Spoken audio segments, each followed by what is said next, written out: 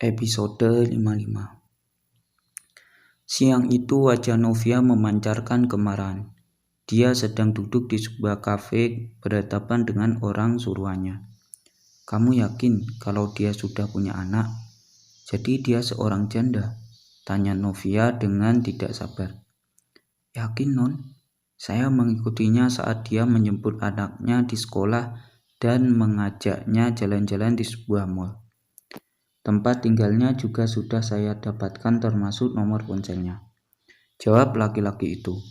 Kemudian menyodorkan secari kertas yang berisi alamat rumah Karina serta nomor ponsel dan 2 buah foto yang memperlihatkan seorang wanita sedang menggendong anak laki-laki berusia antara 3 sampai 4 tahunan. Yang terlihat dari samping, tetapi Novia mengenali kalau foto itu adalah foto perempuan yang ngobrol dengan Seno di restoran dan saat menghadiri resepsi. Tidak salah lagi. "Tinggal dengan siapa wanita ini?" "Selama saya ikuti, dia tinggal sendirian di sebuah perumahan. Sepertinya hanya dengan anaknya berdua, Non. Tetapi pernah ada mobil yang mondar-mandir di depan rumahnya. Berhenti sebentar, tetapi pengemudinya tidak turun." "Kamu tahu siapa yang mengikuti dia?" "Tidak, Non, tapi saya sempat memotret mobilnya." Kemudian laki-laki itu memperlihatkan ponselnya pada Novia. Dahi Novia berkerut saat mengetahui foto mobil itu. Ya, tidak salah lagi. Rupanya itu mobil Seno. Ada kemarahan di raut wajah Novia. "Oke, cukup infonya. Seminggu ini kamu ikutin dia terus ya?" "Siap, Nona." Laki-laki itu mengangguk dengan hormat. Kemudian Novia mengeluarkan amplop yang cukup tebal. Kemudian disodorkan di hadapan laki-laki itu. "Ini buat kamu. Masih ada tugas lain lagi. Tapi tunggu info selanjutnya ya." "Baik, Non. Saya selalu siap." Kemudian laki-laki itu pamit dari hadapan Novia. "Mbak Karin, ada kiriman bunga lagi," teriak Sari dari luar pintu pagi itu. Ya, sudah seminggu ini Karina setiap pagi menerima kiriman bunga mawar putih. Dan lagi-lagi tidak ada nama pengirimnya. Tapi yang jelas bukan dari Pram. Karena Pram pernah menanyakan saat Sari menyerahkan bunga pada hari yang ketiga. Lantas dari siapa? Niko atau Seno? Tidak mungkin Seno seromantis itu. Bukankah orang cuek dengan muka datar? Meskipun itu tidak mengurangi ketampanannya. Tapi dada Karina berdebar juga saat bayangan Seno melintas pada pikirannya. Karina tidak mau dipusingkan dengan pengirim bunga misterius. Malam itu Karina pulang dari kantor langsung ke rumahnya. Tidak ke rumah orang tua angkatnya dulu.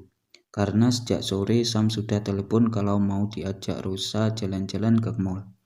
Lumayan, pikir Karina. Karena dia benar-benar capek dengan pekerjaan kantor seharian ini, jadi habis mandi bisa langsung tidur. Pagi-pagi saat membuka matanya, ponselnya berdering. Rupanya Rosa yang menelpon. "Halo Ros." "Mami, ini Sam." "Halo jagoan Mami, sudah bangun ya?" "Mami, Sam punya mainan baru, Mami Ocha beliin." Sam melaporkan dengan suara yang heboh. "Oh iya, mainan apa Sam?" tanya Karina berusaha mengimbangi suara anaknya. "Robot Mami." "Loh, bukannya sudah punya robot?" "Lain Mami."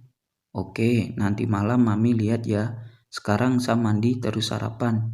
Sekolah sama Mbak Sumi ya." "Will Mami pick up Sam?" "Oke, Mami pick up later." Karina berjanji seperti juga minggu kemarin. Sam minta dijemput maminya lalu mengajak makan di sebuah mall. Sam berteriak senang karena maminya akan menyebut di sekolah. Ada kesedihan di hati Karina. Kenapa Sam harus jadi korban keegoisannya? Apakah dia egois kalau itu untuk mempertahankan Sam? Karina terus merenung.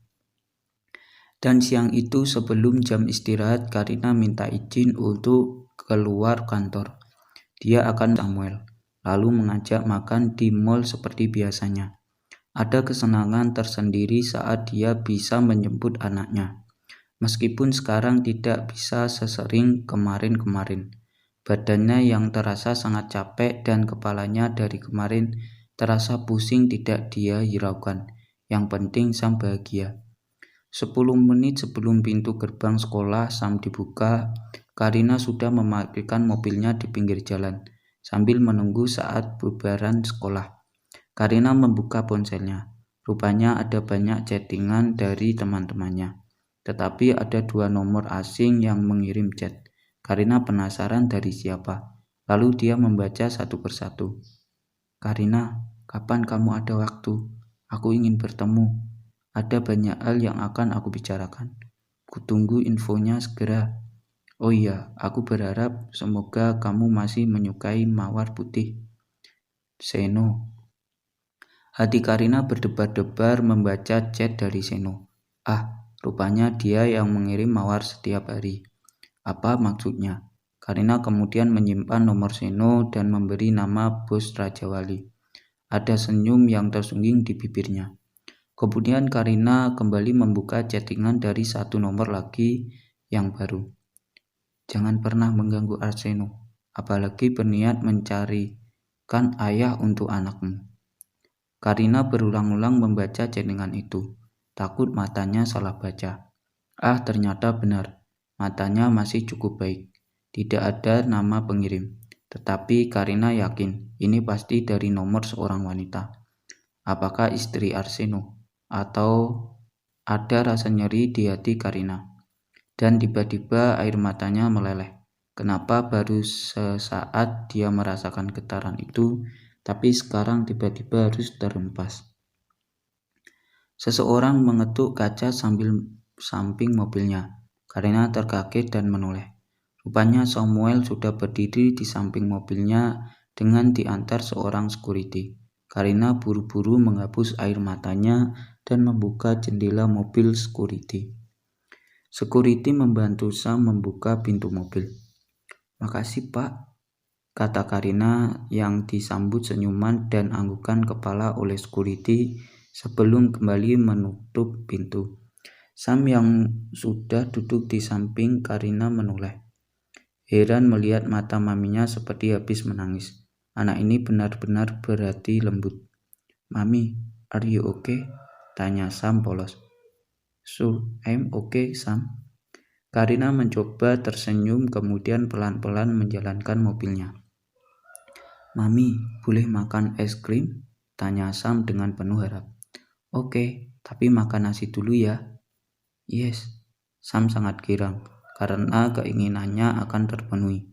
Karina menjalankan mobilnya menuju sebuah mall besar dengan pikiran kalut. Namun dia berusaha tenang mengemudi. Dia tidak mau memperlihatkan kekuatannya di hadapan Sam karena anak itu terlalu peka perasaannya. Setelah selesai makan siang, Karina mengajak ke sebuah gerai es krim.